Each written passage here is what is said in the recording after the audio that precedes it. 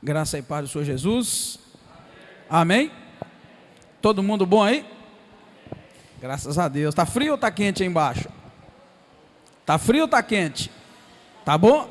Amém. Graças a Deus, irmão. Isso é que importa. Importa é você estar bem aí, né? Porque eu aqui, eu dou meu jeito. Amém? Vamos ler a Bíblia então, nessa hora? Números capítulo 23 é o nosso estudo de hoje. Números 23. Se você estiver perto de alguém que porventura, né, não trouxe a Bíblia, aí você convida a pessoa para ler com você. Números capítulo 23. Alguém pediu para esperar? Não? Pode ir? Ok, diz assim então. Então Balaão disse a Balaque: edifica-me aqui 7 altares e prepara-me 7 novilhos e 7 carneiros. Balaque fez como Balaão lhe havia dito. E Balaque e Balaão ofereceram um holocausto e um carneiro sobre cada altar. Disse mais Balaão a Balaque: fica junto do teu holocausto enquanto eu me retiro. Talvez o Senhor se sairá ao encontro e o que me mostrar te notificarei. E afastou-se para um monte. Encontrando-se Deus com Balaão, este lhe disse: preparai 7 altares e oferecei um novilho e um carneiro sobre cada altar. Então o Senhor pôs a palavra na boca de Balaão e disse: volta-te para junto de Balaque e assim lhe falarás. Voltando para ele, encontrou-o junto do seu holocausto, ele e todos os líderes de Moabe. Então proferiu Balaão a sua palavra: de Arã me mandou trazer Balaque, rei dos Moabes, das montanhas do Oriente, dizendo: vem, amaldiçoa Jacó, vem, denuncia a Israel, como amaldiçoarei o que Deus não amaldiçoou, e como denunciarei a quem o Senhor não denunciou? Do cume das penhas o vejo, e dos outeiros o contemplo. Vejo um povo que habitará à parte, e entre as nações não será contado. Quem pode contar o pó de Jacó, ou aumentar, ou numerar, a 4ª parte de Israel? Que morra eu a morte dos justos, e seja o meu fim como o deles. Então disse Balaque a Balaão: que me fizeste? Chamei-te para amaldiçoar os meus inimigos, mas inteiramente os abençoaste? Ele respondeu: porventura não terei cuidado de falar o que o Senhor pôs na minha boca? Então Balaque lhe disse: rogo-te que venhas comigo a outro lugar de onde o verás somente uma parte dele, não poderás vê-lo todo, e de lá amaldiçoa por mim. Assim o levou ao campo de Zofim, ao cume do monte Pisga. Edificou ali 7 altares e ofereceu um novilho e um carneiro sobre cada altar. Então disse Balaão a Balaque: fica aqui um pouco, aqui junto do teu holocausto, enquanto eu vou ali ao encontro do Senhor. Encontrando-se o Senhor com Balaão, pôs uma palavra na sua boca e disse: volta-te para junto de Balaque e assim lhe falarás. Vindo a ele, encontrou-o junto do holocausto e com ele os líderes de Moabe. Perguntou-lhe Balaque: que diz o Senhor? Então proferiu a sua palavra: levanta-te, Balaque, e ouve, inclina os teus ouvidos, filho de Zippor. Deus não é homem para que minta, nem filho do homem para que se arrependa. Porventura, tendo ele dito, não o fará? Ou tendo falado, não realizará? Recebi ordem de abençoar, ele abençoou e não posso revogar. Não vi iniquidade em Jacó, nem maldade observei em Israel. O Senhor seu Deus está com ele, e no meio dele se ouvem aclamações ao seu rei. Deus os tirou do Egito, as suas forças são como as do boi selvagem. Não há encantamento que possa contra Jacó, nem adivinhação contra Israel. Agora será dito de Jacó e de Israel: que coisas Deus tem feito! Como se levanta como uma leoa, ergue-se como um leão, que não se deitará sem ter devorado a presa e bebido o sangue de suas vítimas. Então Balaque disse a Balaão: não o amaldiçoarás, nem o abençoarás. Balaão, porém, respondeu a Balaque: não te falei eu, dizendo, tudo o que o Senhor falar, isto farei? Disse mais Balaque a Balaão: ora, vem e te levarei a outro lugar, talvez de lá parecerá bem aos olhos de Deus que o amaldiçoes. E Balaque conduziu Balaão ao cume de Peor, que domina o deserto. Disse Balaão a Balaque: edifica-me aqui 7 altares, e prepara-me 7 novilhos e 7 carneiros. Balaque fez conforme Balaão disse, e ofereceu um novilho e um carneiro sobre o altar. Amém? Números 23 vai abordar 2 assuntos. Balaque edifica 7 altares, mas os irmãos se deram conta que era sempre assim: 7 altares, 7 altares, 7 altares. Depois no final nós vamos contar quantos altares ele edificou. E aí a outra parte do texto vai mostrar a segunda profecia de Balaão. Balaão então outra vez vai profetizar. Já vimos na semana passada o trágico percurso, né, desse homem, né, Balaão, um homem que deveria saber qual que era a vontade de Deus. No entanto, ele preferiu fazer sua vontade, ganhar lucro, dinheiro, através de um dom, que é o da profecia. Então nós entrando nesse texto, nós vamos nos dar conta o quê? Que Balaque segue as suas investidas contra o povo de Israel, e na verdade Balaque aqui é uma representação bastante fiel de Satanás, tá, irmãos? É uma representação bastante fiel. Por quê? Porque ele tenta cercar Israel ao redor para poder pegar Israel, apanhar Israel em alguma maldição. Então é um exemplo uma figura muito, que nós poderíamos dizer, muito próxima de Satanás. Vai rodear Israel. Na verdade ele começa com uma maldição, pedindo Balaão que amaldiçoe de um ângulo. Aí quando ele viu que não funciona, ele vai, chama Balaão: vamos para o outro lado ali, talvez de lá saia uma maldição. Aí não dá certo, vai chamar para o outro lado, vai chamar para o outro lado. Então a gente vê que ele torna-se aqui uma figura de Satanás, tentando cercar Israel ao redor e apanhar Israel em alguma maldição. Isso é o que nós acabamos de ler aqui, do versículo 1 até o versículo 17. Agora, note que, não contente, está vendo, não contente com o resultado da primeira investida, que é tentar que o profeta Balaão amaldiçoasse Israel, ele o quê? Ele então convida, né, na verdade, Balaão para ir do outro ângulo buscar uma maldição. Se você acompanhar a leitura, você vai ver, ele pede: fica junto ao teu altar, versículo 3, talvez o Senhor me saia ao encontro, e o que me mostrar eu te notificarei. E ele se afastou. Só que como, na verdade, a partir do versículo 7, as palavras que Deus coloca na boca de Balaão não são de maldição, na verdade são palavras de bênçãos, ele, não satisfeito com o resultado, chega a perguntar assim, olha bem o que Balaque pergunta para Balaão, versículo 11, que é isso que você me fez? Eu te chamei para amaldiçoar os meus inimigos, mas você os abençoaste inteiramente. Veja que essa investida não funcionou. Aí no versículo 13, o que ele fala? Rogo-te que venhas comigo a outro lugar de onde o verás. Verás somente uma parte dele, não poderás vê-lo todo, e de lá amaldiçoa-o por mim. Veja que é uma investida, tá bom? É uma tentativa desesperada de amaldiçoar, tá bom? E depois os irmãos vão poder tirar suas conclusões, se não é exatamente isso que o inimigo faz o tempo todo, tentando te amaldiçoar e tentando me amaldiçoar, tentando nos amaldiçoar. Esta é a verdade, tá? Então aqui eu quero que você nota bem essa figura de Balaque, este homem que na verdade está correndo desesperadamente atrás de uma forma de amaldiçoar o povo de Israel, tá bom?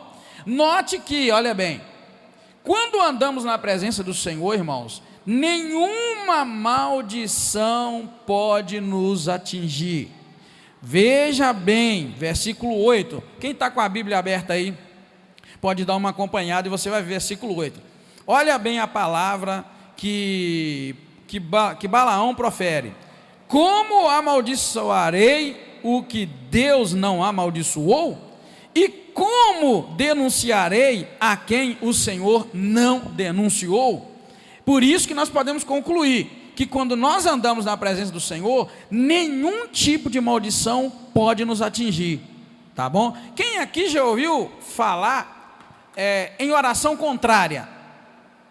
Já ouviu dizer? Pois é, se você estiver na presença do Senhor, nenhuma oração contrária vai te pegar, porque o que está acontecendo aqui nesse texto, essa passagem aí de Balaão e Balaque, na verdade, Balaque fazendo orações para amaldiçoar Israel. Ele chegou até a contratar um profeta, contratou Balaão, falou: Balaão, amaldiçoa esse povo por mim, esse povo está me causando terror, esse povo está me assustando, esse povo vai herdar a terra, onde eles passam, eles são vencedores, então vem cá, amaldiçoa para mim.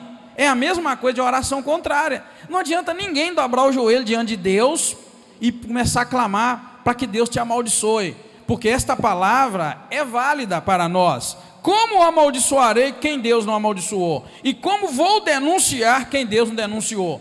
Por isso a palavra de Deus diz para nós o tempo todo, para a gente fugir de toda aparência do mal. A palavra de Deus nos orienta a caminhar na presença do Senhor, porque se a sua vida, meu irmão e minha irmã, se a sua vida estiver no altar do Senhor, e o diabo não tiver nenhum direito legal de ter acesso à tua vida, isso é uma verdade para você. Não vai adiantar, pode tentar, pode orar e fazer campanhas contra a tua vida, que nada vai te atingir, porque Deus não vai voltar atrás. E lá na frente nós vamos encontrar Deus dizendo isso, através de Balaão vai dizer que Deus não é homem para que minta, e nem filho de homem, né? Então o Senhor não volta atrás naquilo que Ele determinou para a tua vida, a menos que você mude o teu posicionamento. Por isso que eu falo, se andarmos na presença do Senhor, nenhuma maldição vai cair sobre nós. Por quê? Porque aí Deus também vai permanecer fiel no plano dele para a tua vida. Mas se em um determinado momento você estava fiel,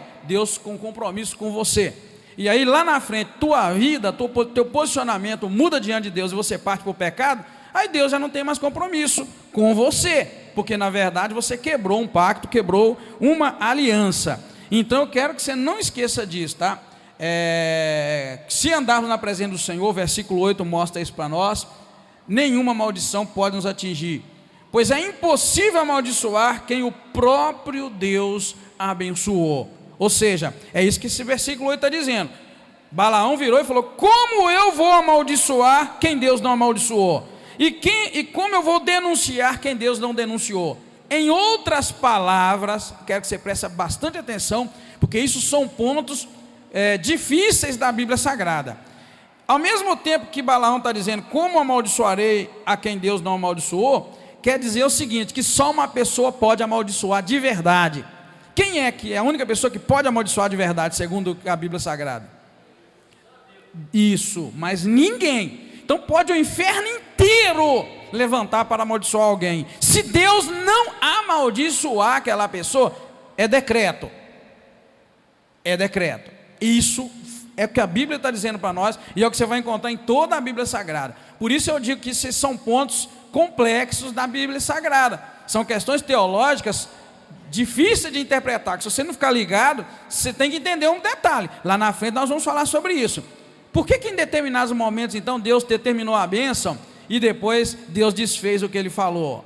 Por isso que eu digo, são pontos complexos da Bíblia Sagrada, que se você não prestar atenção, você vai sair para aí pensando besteira e vivendo besteira, porque na verdade aquilo que a gente compreende da Bíblia Sagrada é o que chega até nós, seja bênção, seja maldição. Se você crê que o Senhor pode fazer algo por você dentro da Bíblia, da palavra de Deus, Ele vai fazer. Agora se você não crê, não adianta. Essa é a questão. Então vamos caminhando, tá vendo? Não adianta, tá vendo? Tentar amaldiçoar aquele a quem Deus não amaldiçoou, e muito menos ele diz aqui, denunciar, fazer alguma denúncia contra alguém que Deus não tenha denunciado. Lembra a passagem de Jó capítulo 1, mostra isso para nós, versículo 6, se eu não estiver enganado, e depois Jó 2, versículo 1 mostra aquela cena de os filhos de Deus se apresentarem diante de Deus, e junto com os filhos de Deus também o inimigo se apresentar, e lá Deus falar: viste o meu servo Jó, um homem justo, um homem temente e tal. E aí o inimigo começa a questionar Deus e, na verdade, meio que incitar Deus contra Jó, dizendo: ó Deus, Jó é justo, Jó é temente, porque o Senhor dá tudo para ele, tira algumas coisas dele. E ali Deus permite, diz para o diabo: pode, mas não tire a vida dele. E vocês vão se dar conta que foi exatamente aquilo que Deus autorizou o diabo, aquilo que Deus permitiu, foi o que o diabo pôde fazer com Jó, nada mais, nada menos. Então, de certo ponto, eu gostaria até de chamar a atenção nossa, para pararmos de dar honra e glória a quem não deve e a quem não merece. Boa parte das vezes a gente dá muita glória para o diabo, ao dizer que o diabo esteja fazendo algo, como se o diabo fosse todo poderoso e escolhesse e determinasse o que ele vai fazer. Não, nada que o diabo faça é sem a autorização e sem a permissão de Deus. Por isso a gente precisa vigiar e tomar muito cuidado. Muitos de nós acabam dando glória ao diabo quando diz que o diabo está fazendo como se ele determinasse o que vai fazer. Amém? Por isso que a palavra é enfática ao dizer: 1000 cairão ao teu lado, 10.000 à tua direita, mas tu não serás atingido. Se Deus determinar não será atingido, não adianta tentar, não adianta investir, não vai funcionar. É isso que Balaão está dizendo. Balaão foi contratado para amaldiçoar, e a palavra que ele recebe de Deus para Balaque é esta: como amaldiçoarei o que Deus não amaldiçoou? E como denunciarei a quem o Senhor não denunciou? E ele continua, claro, suas palavras, né? Eu coloquei esse texto de Gênesis aqui para os irmãos lembrarem que neste caso específico, encantamento, maldição, nada ia funcionar, porque Gênesis 12 mostra que Deus resolveu abençoar Abrão. Quando ele falou: abençoarei os que te abençoarem, amaldiçoarei os que te amaldiçoarem, em ti serão benditas todas as famílias da terra. Quando Deus assumiu um compromisso com Abraão, na verdade lá ele nem era Abraão ainda, ele era Abrão. Quando Deus assumiu aquilo, tornou-se um decreto, Deus havia determinado, tendo em vista que ao longo da vida Abraão não mudou o seu caminho, não mudou o seu propósito de caminhar com o Senhor, então estava valendo aquele pacto de Deus com ele. Deus não ia quebrar o pacto dele. Se vocês notarem bem, queria que vocês prestassem atenção, principalmente quem gosta de estudar a Bíblia e quem tem seus planos com relação ao futuro, com relação ao conhecimento de Deus e da Bíblia. Eu não sei se vocês se deram conta, mas o pacto que Deus fez com Abraão, com Isaac e com Jacó, jamais será quebrado. Por quê? Porque nenhum dos três pecaram nenhum dos três pecaram para que a aliança fosse quebrada e Deus falasse: não dá mais, não tem compromisso com vocês porque vocês pecaram. Pode notar, Abraão permaneceu firme, Isaac permaneceu firme, e Jacó permaneceu firme, principalmente depois que ele se converteu no Val do Jaboque, com aquela experiência que ele teve. Então eles morreram firmes no pacto, e Deus então mantém o seu pacto com eles até hoje, vai manter para a eternidade. Funcionou perfeito, e essa aliança permanece. Pode agora essas gerações de Israel, todas depois, pecarem e fazer o que quiserem, Deus cumpriu com Abraão, com Isaac, e Abraão, Isaac, Jacó, e os três cumpriram com Deus sua parte. Está estabelecido. Essa aliança é tranquila, a gente vê e acompanha ela quando você lê a Bíblia com cuidado, tá? Então, é importante que você entenda isso, tá? Então, Deus já havia determinado a bênção para Jacó, não haveria como mudar isso. Olha o que diz o versículo 10: quem pode contar o pó de Jacó, ou numerar a quarta parte de Israel, que morreu a morte dos justos, e seja o meu fim como o deles? Por quê? Quem pode contar o pó de Jacó? Quer dizer o seguinte: é impossível você contar o pó da terra, assim seria a descendência de Jacó. E ele depois vai falar: ou quem pode enumerar a quarta parte de Israel? Todo mundo sabe, Jacó e Israel quer dizer o quê? Duas pessoas? Uma só, né? É Deus firme. Por isso que eu falei para vocês, Abraão seguiu firme com Deus, morreu honrando ao Senhor, Isaac foi o mais tranquilo deles, morreu tranquilo na presença do Senhor. Jacó, depois que ele se converteu no Val de Jaboque, foi exatamente no Val de Jaboque que Deus muda o nome dele para Israel. É como se Deus olhasse para Jacó e visse dois tempos da vida de Jacó: um antes do Val de Jaboque, que era Jacó; um depois do Val de Jaboque, que era um homem convertido, pai de muitas nações, que era Israel. Então, por isso que tem que ficar bem claro na sua cabecinha que Jacó foi o que mais deu trabalho para Deus. Dos três patriarcas da promessa, Abraão, Isaac e Jacó, Jacó foi o que mais deu trabalho, e foi o que de fato precisou ter uma experiência com Deus. Ele teve naquele vale, e ele mudou totalmente sua vida. E a Bíblia vai sempre colocar esses dois tempos da vida dele. Quem poderá contar o pó de Jacó, ou numerar a quarta parte de Israel? Um só homem, mas duas fases da vida. E todos nós aqui também certamente tivemos duas fases na vida, uma antes e uma depois de ter convertido ao Senhor. Ah, pastor, eu não tive minha experiência ainda no Val de Jaboque. Então é melhor que você tenha. Converta-se a Deus, tenha uma experiência viva com o Senhor Deus. A partir de uma experiência viva, você vai ver que todo homem, toda mulher que teve uma experiência com Deus, saiu dali outro homem. Moisés era um homem. Quando ele teve o contato com Deus lá no monte, viu a sarça ardente, aquele contato mudou, o homem mudou totalmente.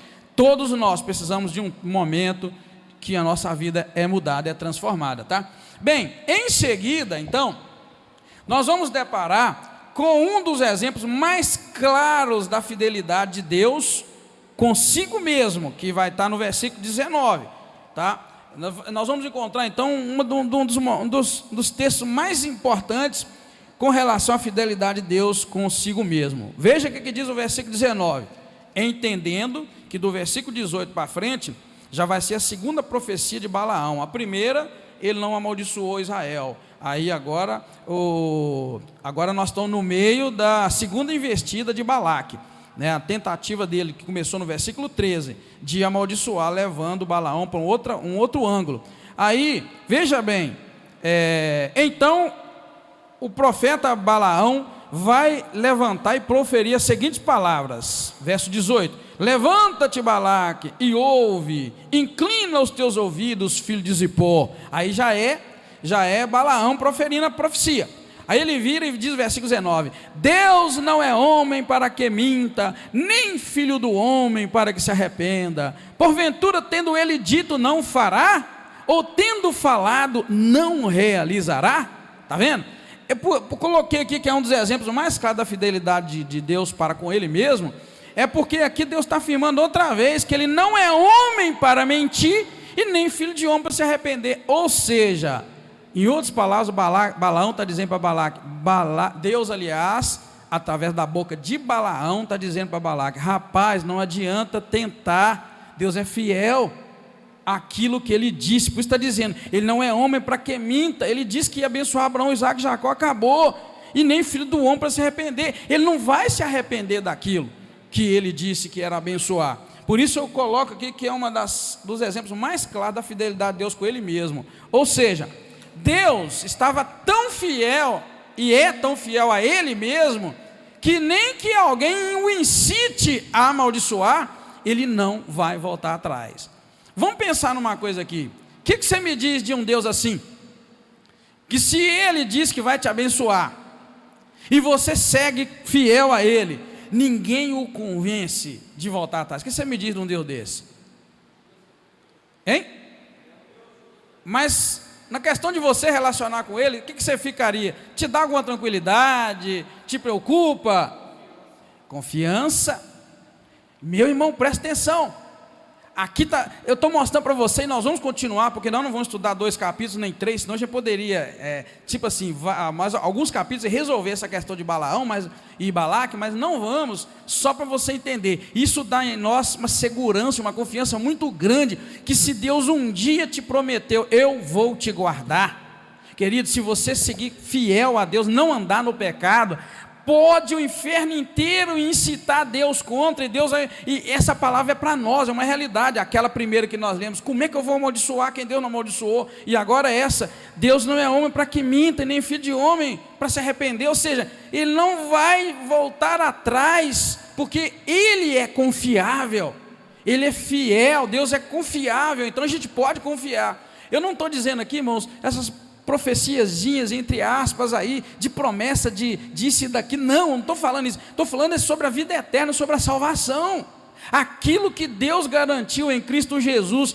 que todo aquele, que deu seu Filho unigênito, para que todo aquele que nele crê não pereça, mas tenha vida eterna. Ele é fiel, ele guarda com zelo isso, e pode o inferno inteiro incitar Deus contra aqueles que receberam Jesus Cristo, e ele não vai voltar atrás, ele não vai abrir mão, porque ele é fiel a ele mesmo, fidelidade consigo mesmo. Ou seja, não é como nós, que às vezes voltamos atrás. Às vezes a gente não volta atrás, a gente toma uma decisão, e lá na frente a gente reavalia. Olha que palavra bonita, Deus não reavalia aquilo que ele já validou, aquilo que ele já disse: todo aquele que receber meu Filho como Senhor e Salvador terá a vida eterna. Agora é claro, nós vamos aqui entrar em detalhes, como você tem que se manter nesse caminho. Isso aí é outro detalhe, Jesus nos ensinou isso muito bem.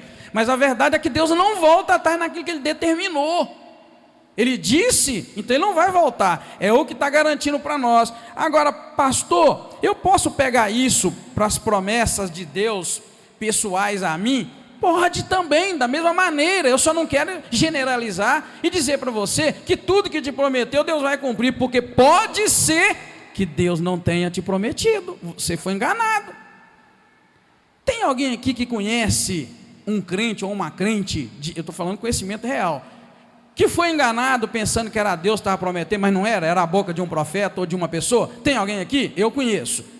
É aí que eu não generalizo, só para que você não saia daqui com mais dúvida do que quando entrou. Não, eu preciso que você tenha firmeza. Deus prometeu a salvação para quem fosse a Cristo, e Ele assume. Agora, tem muita gente aí usando sua própria boca como se fosse boca de Deus, e dizendo que Deus prometeu certas coisas, quando na verdade Deus não prometeu. Aí não dá certo, as pessoas ficam decepcionadas. Porque Deus não é Deus nada, porque falou. Será que Deus falou? Não, Deus não falou, porque Deus não volta atrás. Ele não é filho do homem para que Deus não é filho do homem, Deus não é homem para quem minta, e nem filho de homem para se arrepender. A gente só tem que tomar cuidado. Deus prometeu para mim um carro, e esse carro não veio. Deus prometeu para mim uma casa própria, ela não veio. Deus prometeu a cura e fulano morreu. Falei, peraí, mas será que foi Deus? Essa é a questão, tá? Agora, com aquilo que Deus de fato promete, se Ele prometeu cura, Ele vai dar. Se Ele prometeu carro, casa, vai dar. Se Ele prometeu milhões para você, vai dar. Se Ele prometeu, sei lá, para ti, Ele vai dar. Se Ele prometeu, não se alguém tenha dito que Ele prometeu. Essa é a realidade, tá bom? Deus é fiel para cumprir. Tem até uma música chegando: sim, Deus é fiel, não é assim? Para cumprir, não é? Toda promessa dita a mim. Deus é fiel, Deus é assim mesmo? Está vendo? É isso, é a Bíblia, é a realidade, tá? Por isso que eu não generalizo, mas eu não quero dizer que Deus não tenha te prometido algo. Se Ele prometeu, Ele vai te dar, Ele vai cumprir. Mas então, esse é um dos exemplos mais claros dessa fidelidade, porque Ele diz, a palavra diz: Deus não é homem para que minta, e nem filho de homem para se arrepender. Porventura, tendo Ele dito, Ele não fará, ou tendo falado, não realizará? Por quê? Porque Ele não vai mentir, nem voltar atrás com relação a que já determinara a Abraão e a Isaque e a Jacó. Ele disse, como prometeu a eles, e eles caminharam firmes na promessa. Veja que Deus prometeu a Abraão prosperidade, muitas coisas. Abraão, Isaque e Jacó. E nenhum deles tiveram a posse real da terra, e muito menos de uma multidão de filhos, como Deus prometeu. Jacó mesmo, quando saiu lá do Egito, a gente viu que eles saíram de lá 603.350. Você vai encontrar isso em Números capítulo 2, verso 35. Quando eles saíram de Israel, irmãos, eles eram 550 almas, para quem seria como as estrelas, que não podia contar, como a areia do mar. Estava longe de ser isso. No entanto, eles morreram fiéis na promessa, crendo que Deus ia cumprir, crendo que Deus ia levá-los para o Egito, que ia tirar do Egito, que ia dar uma terra prometida. Isto chama-se fé. É o que eu e você temos que viver caminhando em cima disso, tá bom? Bem, agora eu abro um parêntese aqui para uma questão de ordem teológica importante e de difícil interpretação na palavra de Deus, porque eu não quero que você passe só por cima de uma questão como essa, que Deus não é homem para que minta, nem filho de homem para se arrepender, e depois você vai ler lá em Gênesis, vai ler em Êxodo que Deus se arrependeu, e vai ficar lá uma interrogação todo tamanho na tua cabeça. Mas peraí, lá na quinta-feira o pastor leu que Deus não é homem para que minta, nem filho de homem para que se arrependa, mas eu estou vendo que Deus se arrependeu em Gênesis, Deus se arrependeu de ter criado o homem, Deus se arrependeu de ter tirado Israel do Egito como ele se arrependeu. Tá, é aí por isso que nós damos essa paradinha, e eu queria que você prestasse atenção. Por quê? Porque não adianta, como eu disse, só ler a Bíblia e pronto, tá bom, e Deus vai resolver. Deus já resolveu, a palavra nos mostra. É um ponto difícil da palavra de Deus, porque você vai encontrar outras passagens de Deus se arrependendo. Só coloquei duas, mas você vai encontrar outras. Por exemplo, Gênesis 6 e 7, você vai ver que depois que Deus criou o homem, ele se arrependeu de ter criado o homem e ter colocado o homem sobre a face da terra. Abra a tua Bíblia em Gênesis 6, claro que nós não vamos ler o texto todo, mas é o texto que Deus vai anunciar o dilúvio. É um arrependimento. Deus depois, e olha, irmãos, o contraste de Gênesis 6 com o início de Gênesis. Então se arrependeu o Senhor de haver feito o homem sobre a terra, e isso lhe pesou o coração. Disse o Senhor: destruirei de sobre a face da terra o homem que criei, tanto o homem como o animal, os répteis e as aves do céu, pois me arrependo de os haver feito. Está vendo? Um ponto difícil. Deus não é homem para que se não é homem para que minta, e nem filho de homem para se arrepender, mas ele acabou de arrepender, então a gente precisa analisar isso, tá bom? Agora veja o contraste. Deus aqui em Gênesis 6 está arrependido de ter criado o homem, vai destruir o homem, vai destruir animais, vai destruir tudo. Mas você lembra lá no início de Gênesis, que quando Deus fez todas as coisas, a Bíblia diz: Deus viu que era bom o que tinha criado e ficou alegre. Ao mesmo tempo que Deus viu que era bom e ficou alegre, agora Deus se arrepende. Outro ponto é o Êxodo 32, tá? Se você também puder abrir, você vai ver Êxodo 32. Não é a única vez, tá, que Deus se arrepende de ter tirado o povo de Israel do Egito. Êxodo 32, 14.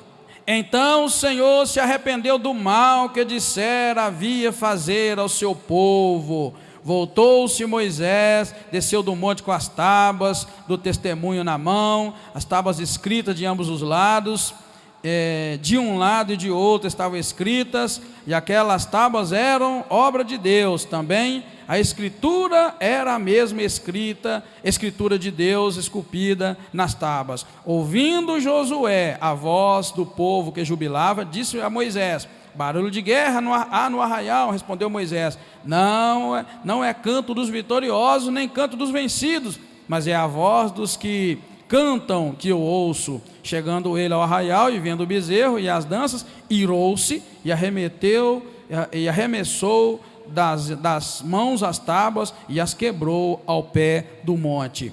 Ou seja, essa passagem é aquela que mostra Deus então se arrependendo do mal que dissera que havia de fazer ao seu povo. Deus se arrepende. Lá na frente Deus vai arrepender de tirar o povo de Israel do Egito para levar, e Moisés vai interceder, Moisés vai orar por eles, pedindo que Deus não o maltrate, e Deus não vai maltratar o povo. Por duas vezes Moisés lá na frente vai pedir: Senhor, não destrua o povo, e Deus não vai destruir. Nestes casos, agora que eu presto sua atenção, se você não prestar, você perde. Olha, nestes casos devemos olhar o contexto. Qual o contexto que nós acabamos de ler em Números, que Deus não é filho de homem para se arrepender, né? Deus não é homem para que minta, nem filho de homem para que se arrepender. E em qual contexto de Gênesis e Êxodo, e depois mais 2 vezes, quando o povo Levítico vai mostrar que o povo peca e Deus desiste e arrepende e quer destruir o povo, arrepende de conduzir o povo. Você tem que saber qual é o contexto, porque aí que você vai se dar conta que em Números, que é o texto que nós lemos aqui, Deus não mentiria nem voltaria atrás com relação ao que prometeu a Israel, por um motivo, que na verdade Abraão, Isaque e Jacó, que foram os homens que receberam a promessa, e eles andaram fiéis a Deus. O contexto de Números aqui era para amaldiçoar Israel, a quem Deus disse que abençoaria, e o contexto eles permaneceram fiéis, então não havia quebra de aliança em Números, tá? Agora, já no livro de Êxodo, de Gênesis, de Êxodo, e também os de Levítico, quando Deus desiste de levar o povo de Israel para a terra prometida, o que você vai notar? O homem mudou o seu caminho e abandonou a Deus. Ou seja, quando o homem abandona, quando Deus promete algo, e o homem abandona a Deus, ali foi quebrada a aliança, e Deus ali não tem compromisso, porque o homem abandonou sua aliança. Foi o que nós encontramos lá em Gênesis, por exemplo. Deus criou o homem bonitinho, a sua imagem e semelhança, pôs o homem para viver no jardim, mas o homem resolveu pecar. Aí Deus arrependeu de ter feito o homem sobre a terra, mesmo tendo dito ele que viu que tudo que ele tinha feito era bom, ficou satisfeito. Isso, irmãos, é algo muito sério, por isso que eu disse que é profundo, é uma teologia que a gente precisa aprender. Há quem pense que só porque está na igreja, só porque, sei lá, fez algo de bom um tempo, tem a garantia da bênção eterna de Deus. Isso não vai existir, a menos que você vá acreditar na predestinação, da forma que determinadas denominações acreditam. Ou seja, você é predestinado desde antes de nascer, aí você pode aprontar para fazer o que você quiser, que você está direto para o céu, a menos que você creia assim. Mas se você for crer assim, já disse aqui na igreja, então fica inutilizado o sacrifício de Jesus Cristo. Aquele texto que ele diz que a porta é muito apertada, o caminho, porta é estreita, o caminho é apertado, e que você tem, quem quiser vir após mim, negue-se a si mesmo, toma sua cruz e siga. Nada disso é necessário, porque você já está mesmo predestinado à vida eterna. Eu só estou lançando isso para que você tenha uma interrogação e vá aprender com a Bíblia, buscando Bíblia para te explicar a Bíblia, tá bom? Então ali você vai ver que esses textos de Gênesis, Êxodo, Levítico, que o povo vai de peca contra o Senhor Deus, Deus acaba então mudando. Eu coloquei um sentimento ali, entre aspas, só um minutinho, tá, irmão? Porque na verdade não quer dizer que Deus tenha sentimentos como nós temos, mas na verdade, por que Deus muda? Porque o homem mudou o seu caminho.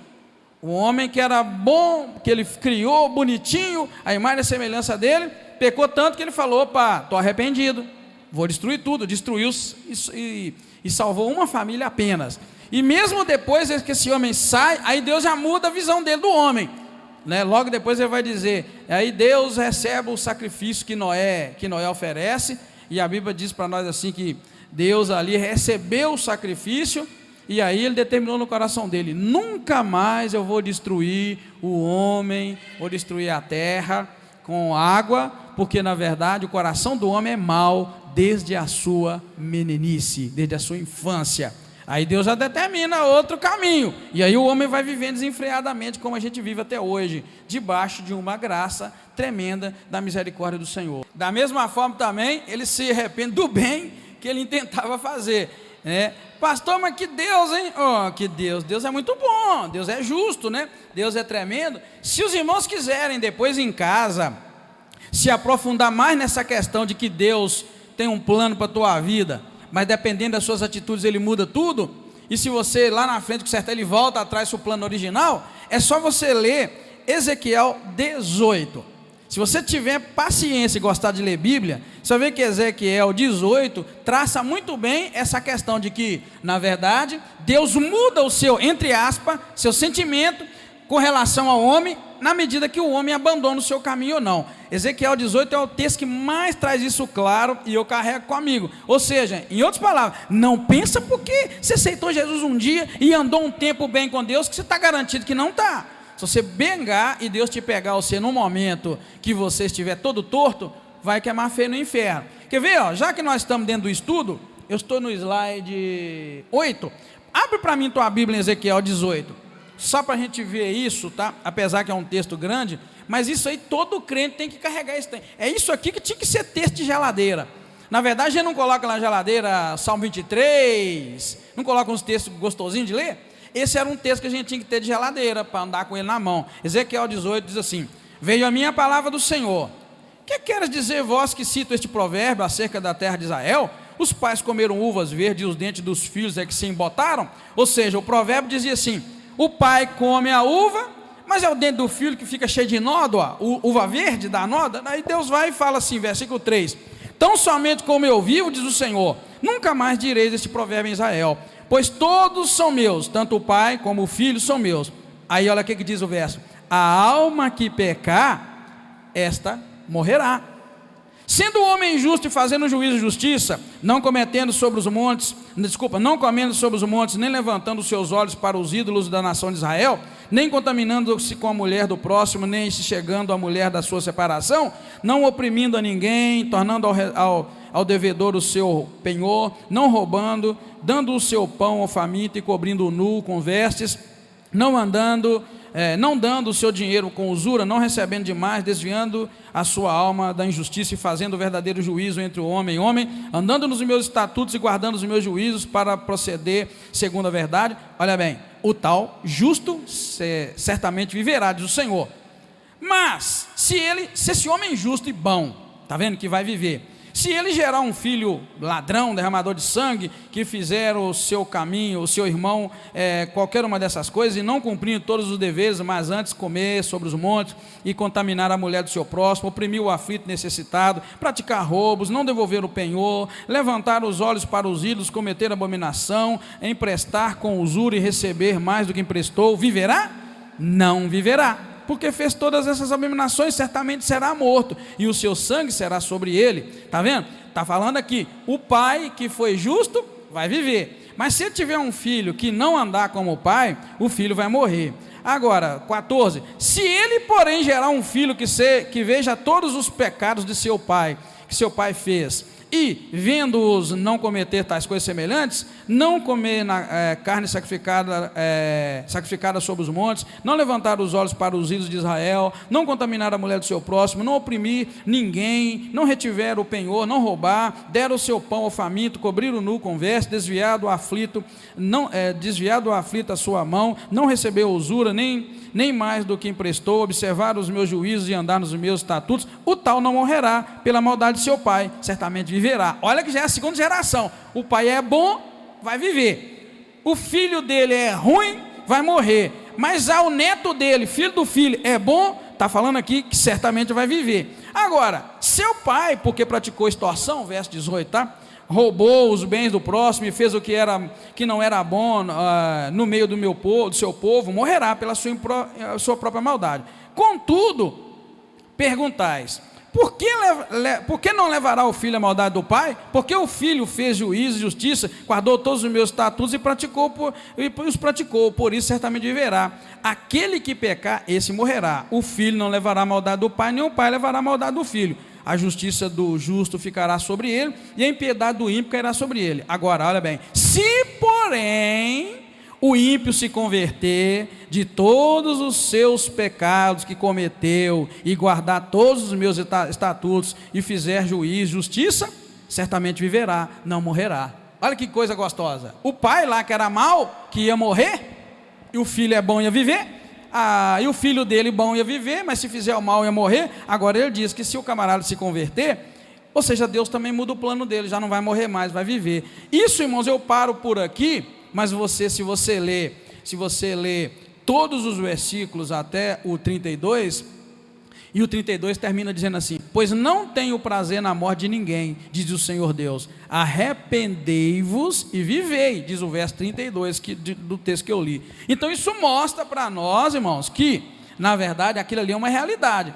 né? Deus, nesses dois textos aqui e em muitos outros, tem um sentimento pelo homem que muda, porque o homem abandonou o seu caminho, praticou o mal, Deus, vai morrer, mas resolveu mudar, Deus vai e fala, opa, já não vai mais. Esse é o sentido real da palavra, não é o arrependimento do ponto de vista humano, porque também não podemos atribuir a Deus nenhum sentimento que seja igual ao nosso, porque Deus funciona diferente. Então o arrependimento de Deus, na verdade, não é arrependimento nosso, é arrependimento de Deus, ou seja, Deus vai dar mal para eles, né? Vai dar errado para eles. Eu estou acabando de mostrar, por isso que eu falei que é um ponto teológico complexo, e não vai na onda, porque não é assim que funciona, né? Não é assim que funciona. Então, é o que a Bíblia diz, marca Ezequiel 18, guarda isso, lê com cuidado, é Deus falando, tá? E são princípios. Então, não existe esse negócio de que estou selado, porque não é assim, a gente sabe que não é o caminho. Senão não haveria no Novo Testamento Jesus dizendo tantas vezes, e as cartas também, dizendo, os evangelhos, dizendo para nós que a gente precisa porfiar por entrar pela porta estreita. E Jesus jamais ia dizer todas aquelas palavras que ele diz conosco, de perseverança e tal, se não houvesse necessidade. Sim, existe essa necessidade. Ninguém está garantido para o céu, ninguém está garantido para o céu. Doido é quem achar que está garantido e pode viver sua vida desregradamente. Porque não é assim que funciona. Está vendo a parábola das 10 virgens? É um bom exemplo. Ali é um bom exemplo que ninguém está garantido. Se você não tiver prudência, estiver bem preparado, na verdade eu até termino dizendo um texto que vai falar da prudência, você vai se danar todo, e é como funciona, tá? Vamos seguir então?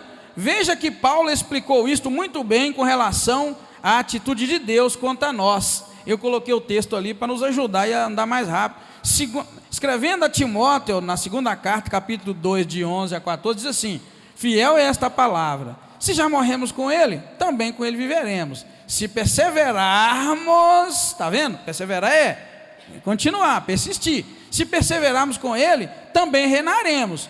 Se o negarmos, ele nos negará. Está vendo? Olha, o posicionamento de Deus. Eu coloquei aqui, olha, isso explica bem a relação, muito bem a relação com relação à atitude de Deus quanto a nós. Está vendo? Ó? Se negarmos a Deus, negarmos a Ele, Ele nos negará.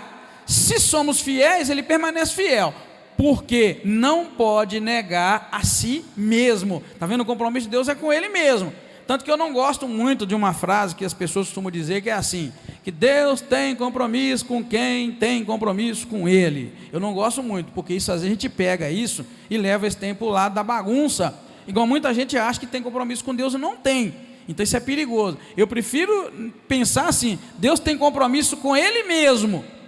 Então se eu fizer algo que Ele tenha dito, fechou.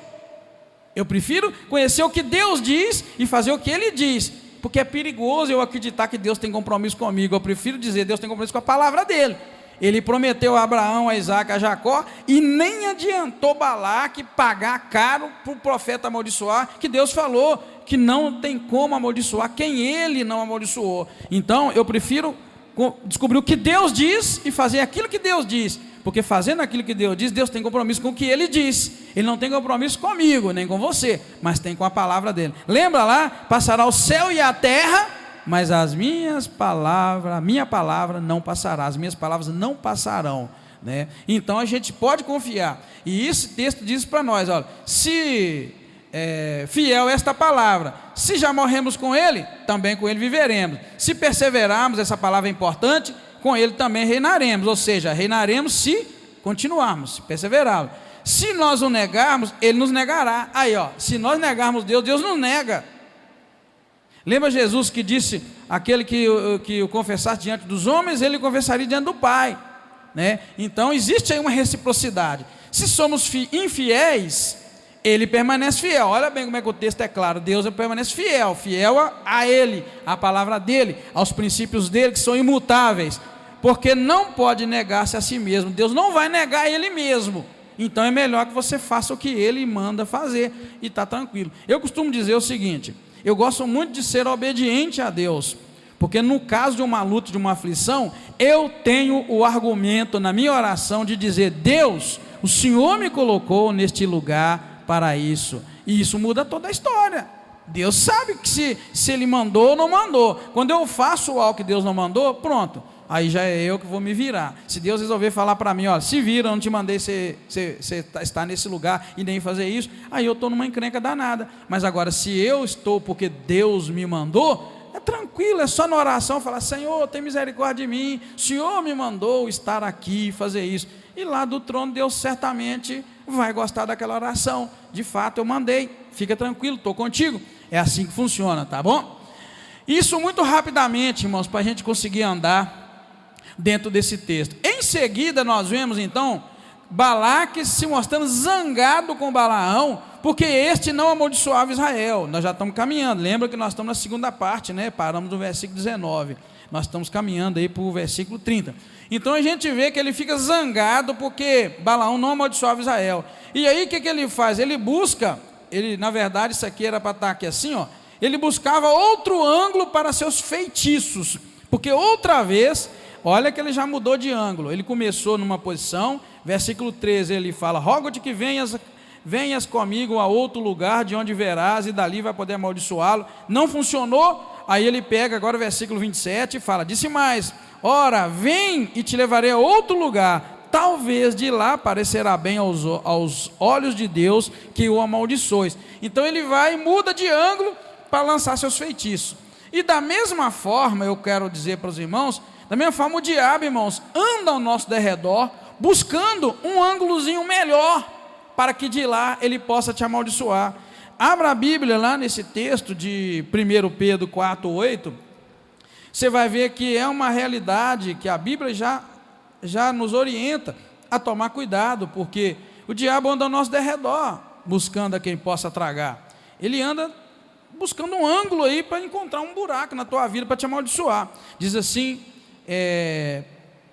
1 Pedro,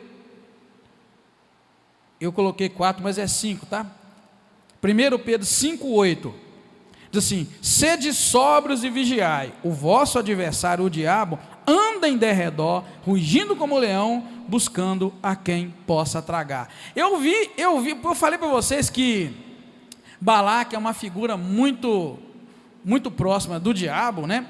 Porque, olha, esse texto diz que ele anda ao nosso derredor, rugindo como leão, buscando a quem possa tragar. E você vai ver que Balaque vai buscando também numa posição, numa amaldiçoa, sobe um outro monte e vai andando, ele vai cercando Israel, e exatamente como inimigo, como o diabo aqui, que a palavra de Deus nos orienta em 1 Pedro, que ele anda ao nosso derredor, rugindo como leão, buscando a quem possa tragar. O que a gente tira disso, lição para nós? Que a gente tem que vigiar. Vigia, meu irmão, vigia, minha irmã, porque se você tiver com a tua vida no altar de Deus, de ângulo nenhum o diabo vai encontrar lugar. Agora, se você der um lugarzinho, é tudo que ele precisa para poder entrar na tua vida, te desgramar todo, te amaldiçoar, igual nós estamos vendo Balaque tentando, tá bom? Seguindo aí então, nós vamos ver que este capítulo, irmãos, é marcado pela insistência de Balaque no seu propósito de derrotar Israel. O que finalmente ele vai acontecer no capítulo 25, quando ele consegue fazer com que os filhos de Israel se prostituem com as mulheres da terra de Moabe. Aí sim, você quer derrubar um crente, já estou até falando para vocês aqui a estratégia do diabo, quer derrubar um crente, faz ele pecar. Por quê? Por que se o inimigo quiser derrubar a gente, segundo o que nós lemos aqui, por quê? Que se ele quiser nos vencer e nos amaldiçoar, ele consegue quando nos faz pecar. Por quê? Na verdade, sabe por quê que se te faz pecar ele te derruba? Por causa daquilo que nós falamos, que Deus não é homem para que minta, e nem filho de homem para se arrepender. Então o que ele determinou a tua vida é determinado. Mas se você pecar, acabou. Deus já não tem mais compromisso contigo, o diabo pode entrar. Essa é a questão, é o que nós acabamos de ver. Deus não volta atrás na sua palavra, mas ele muda a palavra com relação a você, se você abrir lugar. Vamos pensar num outro texto aqui, que não está ali, só para você entender isso bem. Quem ungiu Saul, o primeiro rei de Israel? Quem é? Quem é que deu a ordem para ungir? Quem deu a ordem para Samuel ungir Saul? Foi?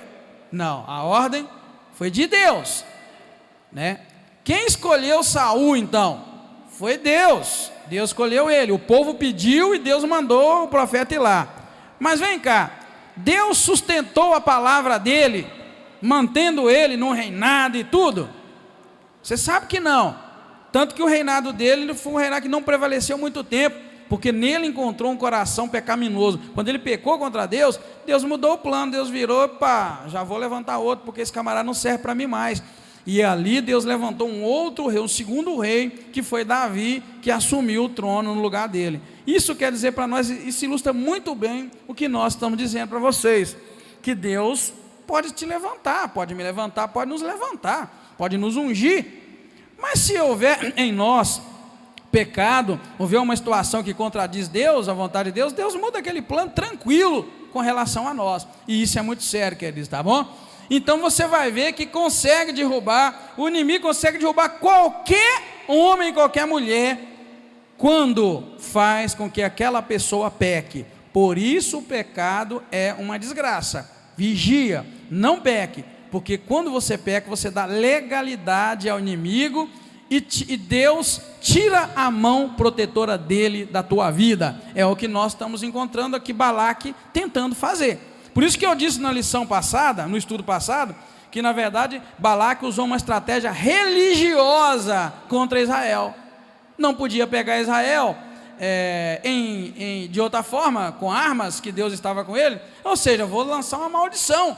Não funciona a maldição, consegue aqui levar o povo a pecar. Levou o povo a pecar, pronto, Deus retira sua proteção e o povo é derrotado. É o que o diabo faz comigo e com você. Nós estamos vivendo bem com Deus, a gente peca, Deus retira a mão dele de proteção, ficamos livres para o inimigo entrar. O inimigo vem e entra, faz arruaça. Vou repetir, nos leva a pecar. Quando a gente peca, o inimigo, Deus retira sua mão de nós, e o inimigo pode vir e trazer com ele mais quantos espíritos? Jesus disse lá, uma coisa se encaixa com a outra. Pecou, Deus retira a mão dele, o inimigo pode ter acesso, porque Deus tirou a mão dele, a proteção de nós é Deus. Entrou, meu camarada, vai ter problema. Aí vamos ter que buscar Deus outra vez, para que a gente possa viver o que a Bíblia diz para nós aqui, que nós acabamos de ler em Ezequiel, de nos arrepender, tá bom? Ok, podemos então concluir que o inimigo é inteligente. Eu queria que você prestasse muita atenção, tá? Nós não estamos falando de Deus aqui não, estamos falando do diabo. Ele é inteligente, ele é astuto, ele é persistente, ele é estrategista, ele é paciente e ele é perseverante. O inimigo não desanima, ele vai batendo na mesma tecla, pam, pam, pam, pam, pam, pam. Um dia ele vence, se você não tiver a presença do Senhor. É uma mente, é um pensamento mau, vai hoje, vai amanhã, vai depois. É uma olhadinha onde não devia hoje, amanhã é depois. É uma musiquinha que você ouve hoje, amanhã ou depois. É um papinho com aquela pessoa que é instrumento do diabo para te encher a cabeça de coisa ruim, hoje, amanhã e depois. E ele é tudo aquilo, inteligente, astuto, persistente, estrategista, paciente e perseverante. Pastor, onde você arrumou isso? Vai ver como é que ela foi com a serpente foi com Eva, você vai ver. E vai andando na Bíblia, como é que ele é, veja como ele foi com Jó, se apresentou junto com os filhos de Deus diante de Deus, e na hora que Deus lançou uma conversa, ele vai sorrateiramente, Deus, mas Jó é justo, Jó é temente ao Senhor, porque o Senhor dá tudo para ele, olha só a sutileza, toma dele, tira dele as coisas para ver se Jó continua fiel. E a mesma coisa aconteceu, irmãos, a gente vai ver o tempo todo que o inimigo trabalha dessa maneira, estratégia, tranquilo, sem pressa, e aí a gente vê que não foi em vão que Jesus advertiu que os filhos deste século são mais astutos do que os filhos da luz, porque eles, os filhos desse século, filhos desse mundo, muitas vezes estão mais ligados e mais atentos do que muitos de nós. São muitas coisas, querido, que o inimigo usa como instrumento para nos derrubar, para te derrubar e para me derrubar, tá? A gente sabe que palavras, por exemplo, palavras têm poder, amém, irmãos? Palavra tem poder, e quantas palavras que a gente diz, e que elas são permissões para o inimigo aprontar com a nossa vida. Quantas palavras que a gente amaldiçoa um ao outro, amaldiçoa vidas, e amaldiçoamos a nós mesmos, Então a gente precisa ser muito vigilante. O inimigo não tem pressa, o inimigo trabalha com muita tranquilidade. Depois Mateus 26, 41 vai dizer para nós: vigiai e orai, para que não entreis em tentação. Na verdade o espírito está pronto, mas a carne é muito fraca. E se a gente bobear, a gente cai. Tomando como exemplo o quê? A insistência, ou melhor, a persistência de Balaque em amaldiçoar Israel, até que consegue. Não consegue arrancar da boca de Deus uma maldição, não consegue não. Mas se você for olhar, nós estamos no capítulo 23, que vai apresentar a segunda profecia de Balaão. Você vai ver no capítulo 24 a terceira profecia de Balaão, e a quarta e a quinta, que é a profecia final. E você vai ver no capítulo 5, que vai dizer: o pecado de Israel em Baal Peor, ou seja, conseguiu. E aí a coisa fica feia. E aí a gente vai ver agora, derruba o povo. Pecou que seja, Deus arranca a mão e fala: pode descer o pau. E aí é o que vai acontecer, né, com esse povo. Assim nós encerramos, querido, o estudo de hoje, tá? E semana que vem, Deus dando graça, nós vamos ver a terceira profecia de Balaão, a quarta e a profecia final de Balaão. Só que os irmãos sabem muito bem, o fim de Balaão não foi bom não, nem um pouco. Nós já lemos isso no estudo passado, tá? Tanto que nós vimos que o trabalho de Balaão foi exatamente levar o povo de Israel a se prostituir. Por isso que nós concluímos que não conseguiu por uma via, tentaram pela outra, tá? Derruba o povo. É assim que funciona. E vou te ser sincero, tem muito profeta de Balaão por aí. Nós falamos semana passada. Por exemplo, a gente vê muita gente fazendo os crentes pecarem.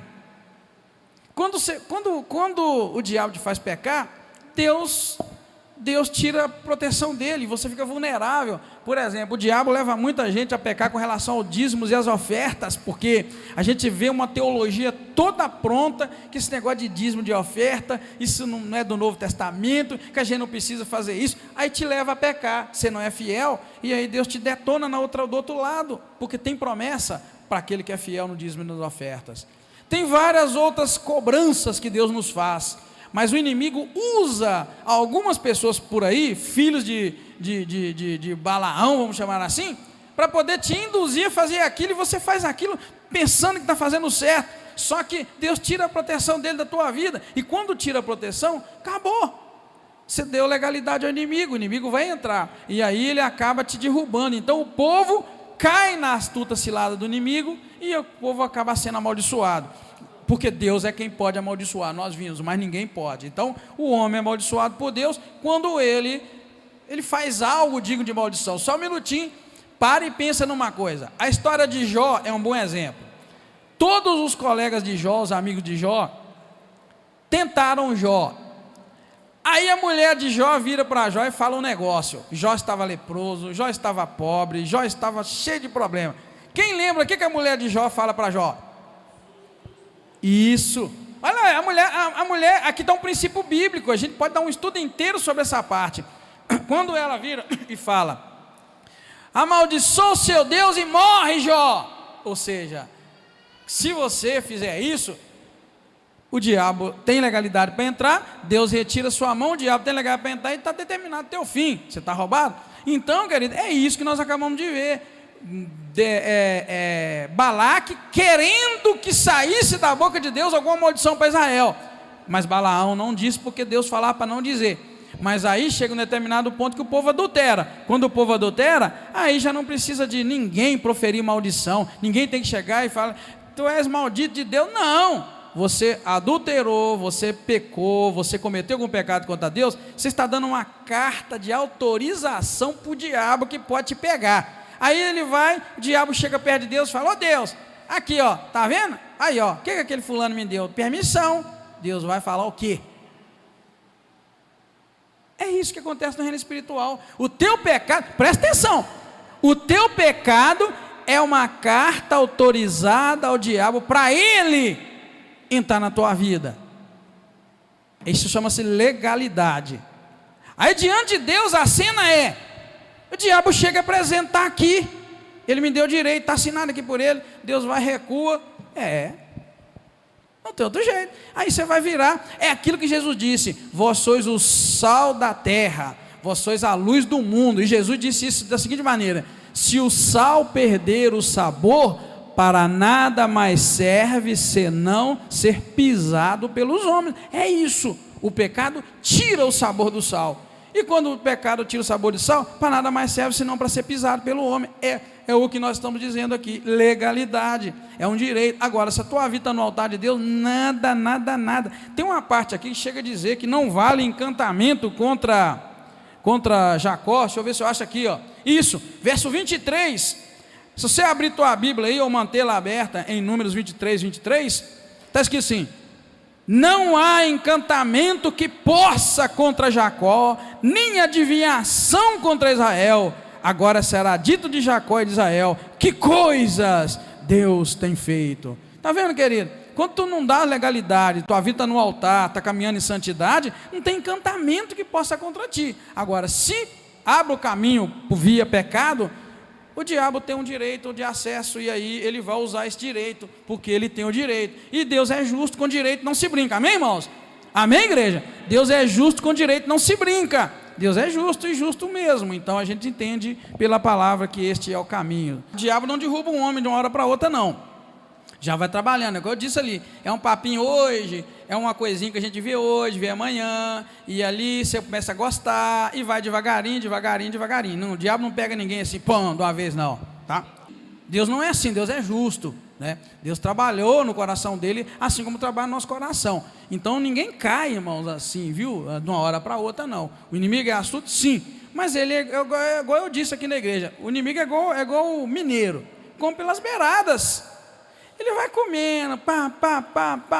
Depois que te envolveu todo, ele passa o laço. Aí pronto, caiu, agora vamos trabalhar para reerguer, para levantar. Mas é isso que nós vimos aqui, Balaque dando volta, tentando por vias de Deus lançar uma maldição, porque ele sabia que se Deus amaldiçoar, estava amaldiçoado. Não conseguiu, porque Deus tinha um compromisso com Abraão, com Isaac e Jacó.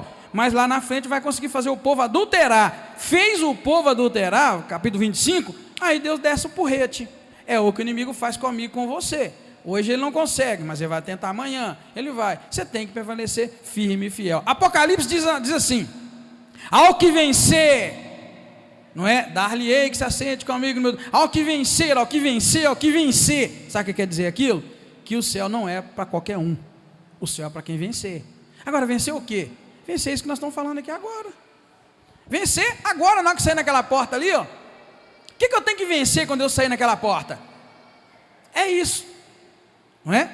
Não é, irmão? O que eu tenho que vencer? É isso, eu tenho que vencer. É vencer todo dia, todos os dias, cada segundo. Vencer. Vencer o que está aqui dentro, vencer o que não está, vencer o que está lá na rua, vencer o que não está. É vencer. Se não vencer, não tem jeito. É o caminho da vida eterna. Amém? Vamos orar, que já no relógio da igreja é 21h04. Vamos orar, queridos. Fica de pé nessa hora, em nome de Jesus.